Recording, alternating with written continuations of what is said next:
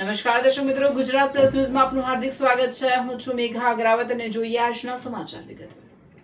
છોટાઉદેપુર જિલ્લા વહીવટી તંત્રના જનસંવાદથી જન વિકાસ અભિયાનને સફળ બનાવવા માટે આજે લોકસભાના સાંસદ જશુભાઈ રાઠવાના નિવાસ સ્થાને મહત્વપૂર્ણ બેઠક યોજાઈ હતી। આ બેઠકમાં લોકસભાના સાંસદ જશુભાઈ રાઠવા, રાજ્યસભાના સાંસદ મુકેશ રાઠવા, ધારાસભ્ય પીસી તડવી, ધારાસભ્ય જયંતિ રાઠવા, જિલ્લા કલેક્ટર ગાર્ગી જૈન સહિત જિલ્લાના આગેવાનો અને અધિકારીઓ ઉપસ્થિત રહ્યા હતા।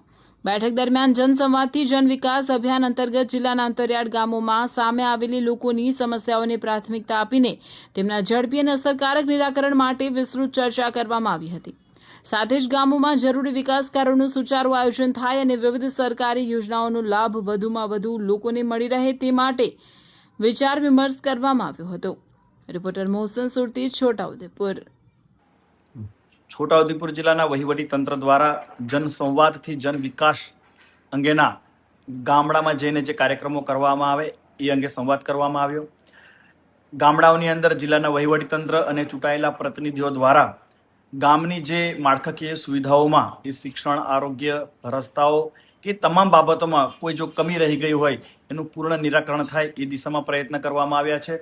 વિશેષતઃ કવાંટ, છોટાઉદેપુર અને નસવાડીના જે ડુંગર વિસ્તાર છે અને જ્યાં પાણીની પ્રશ્નો હોય કે જે શિક્ષણના અંદર જે ઓરડાના પ્રશ્ન હોય, આંગણવાડીના હોય, એમાં કોઈ ક્ષતિ રહી ગયું હોય એમાં સંપૂર્ણ ધ્યાન રાખીને એનું નિરાકરણની દિશામાં આજે ચર્ચા કરવામાં આવી।